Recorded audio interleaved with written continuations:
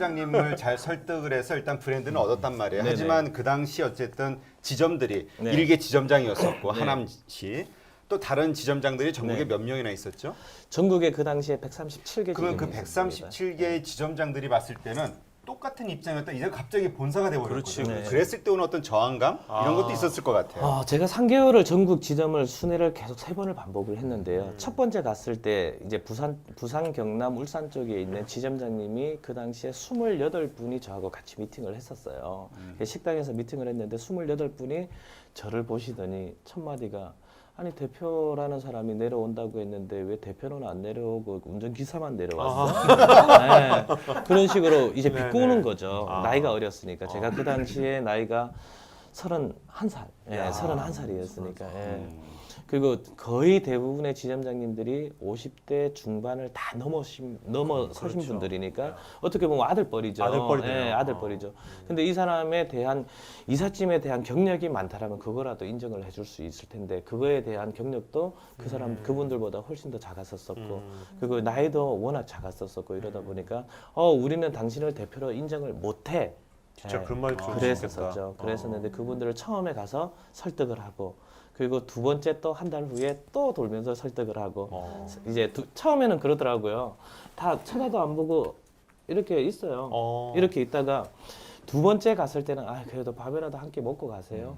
이걸로 바뀌더라고요. 근데 세 번째 갔을 때는 저녁에 무조건 오셔서 술 한잔 하고 가셔야 된다. 왜냐하면 이쪽 이사업종 같은 경우에 그 대표를 볼 수 있는 기회가 지방에 계신 분들 같은 경우에는 계약서 사인할 때를 제외하고는 대표이사를 볼 수 있는 네. 게 없어요. 네네. 그만큼 그 이사업종 자체가 그 대표님들이 잘 안 만나줘요. 예, 그리고 어떠한 모임도 계속 있는 것도 아니고. 네네. 근데 그 당시에 이제 저는 젊었었으니까 대표를 3개월 동안 한 달에 한 번씩 계속 볼 수 있다라는 건데 이 사람 이 사람 믿고 따라가도 되겠다 이러면서 계속 그들의 마음이 움직여졌던 것 네. 같아요. 네, 그래서 그분들이 아직까지도 지금 현재까지도 하고 계십니다. 네. 그 사장님 대표로서 네. 가맹점이 한 130 몇 개 됐잖아요. 지금은 100개 정도입니다. 그러면 같은 품질을 제공하는 게 중요하잖아요. 그렇죠. 예. 그거 어떻게 하셨어요? 그래서 137개였는데 제가 모든 지점에 다 방문을 했어요. 그러니까 다 아는구나. 네, 다 방문을 해서 자격이 되지 않는 곳, 그리고 이쪽은 아니다 싶은 곳은 제가 배제를 시키고 재계약을 한 게 70개 지점이었어요. 네. 그래서 저는 이제 인수를 하고 난 다음에 70개 지점으로 스타트를 하게 된 거죠. 예. 그러니까 조직을 단단한 네, 다음에 간단하게 그렇죠. 만들어 놓은 거죠. 예. 예. 숫자가 중요한 것이 아니니까. 네, 그 그렇죠. 당시에는. 예. 그럼 지금 이제 70개가 100개 된 거 아닙니까? 예. 그럼 앞으로 지금도 이게 가맹점 받을 때 예. 무조건 뭐 돈 내고 하겠으면 무조건 받아주시는 게 아닌 것 없습니다, 같은데요? 저희는. 예. 그럼 어떤 식으로 어떤 원칙으로 예. 지금 이 방송을 보신 분 중에서 예. 저 사람 괜찮은 것 같은데 예. 한번 해볼까 하는 사람도 있을 거예요, 그죠? 네, 네. 그런 사람들 어떤 원칙으로 받아주시는 거예요? 지금 저희 옐로우캡 이사를 제외하고는 전부 다 그 지점명이 몇 호점으로 나갑니다. 네. 네, 1호점, 2호점, 3호점 이런 식으로 나가는데 이제 저희 같은 경우에는 아직까지 지역명을 지점명으로 두고 있어요. 그래서 네. 서울 같은 경우에는 25개 구에 25개 지점. 아, 그리고 경기권 한 구에 한 개. 한 구에 딱 한 개 지점입니다. 국회의원 똑같네. 네, 맞습니다. 예. 그래서 그 지점장들의 섹터를 보장을 해주고 수입에 대한 보장을 명확하게 해주는 것을 원칙으로 지금 하고 있고요. 그리고 경기권 같은 경우에는 수원이라든지 용인 이런 인구 밀집 지역을 제외하고는 시 단위로 다 하나씩만 세팅을 하고 있어요. 자, 그러면 전국에 네.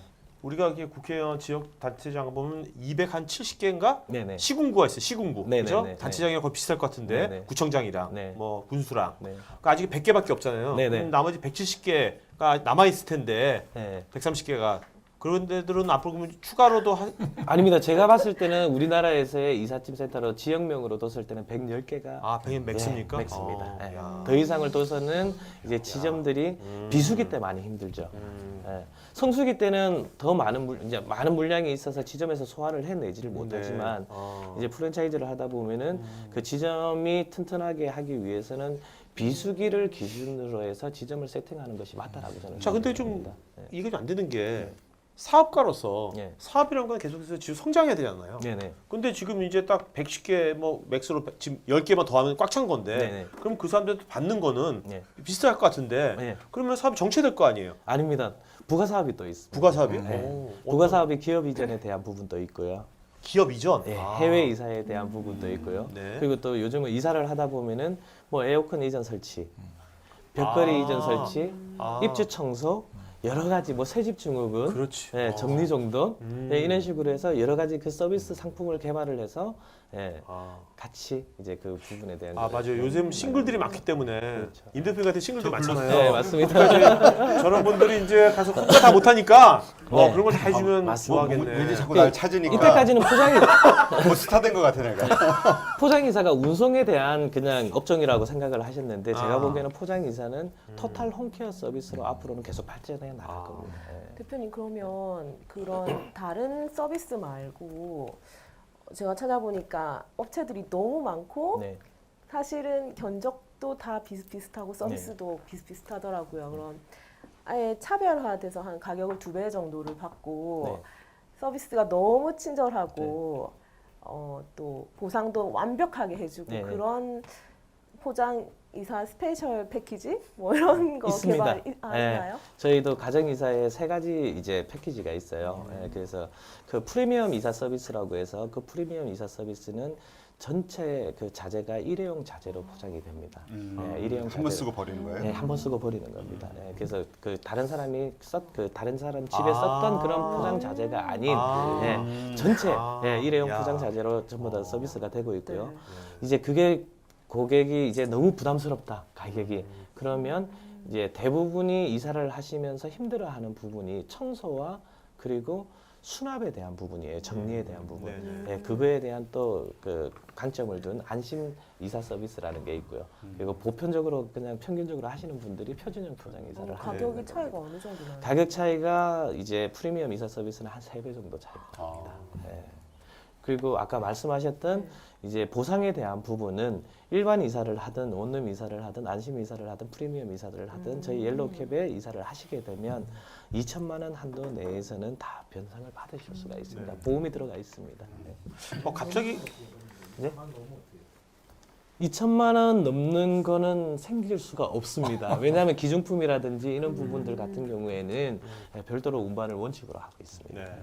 갑자기 든 아이디어가 뭐냐면 네. 이렇게 은주 씨 같이 이제 싱글 같은 여성분들은 네. 이제 훈남들 좋아하거든요. 훈남들. 네, 네. 그럼 네. 이제 의사침 센터 네, 네. 그 사람들을 네. 훈남들로 해가지고 좀 잘생긴 좀 이렇게 뭐 그런 사람들로 해가지고 용모 단정한 네, 네, 네. 뭐 아저씨들 막 이런 거 별로 좋아하지 않거든요. 맞습니다. 네. 그런 사람들 아예 딱 해가지고 네. 그런 아이돌 같은 의사침 필요에 센터 어떨까요? 요청을 하시면 되게 잘 될 것 같아요. 여성들한테 인기 되게 좋을 것 같은데요. 그러면. 입소문도 금방 날 것 같고. 이런 싱글을 위한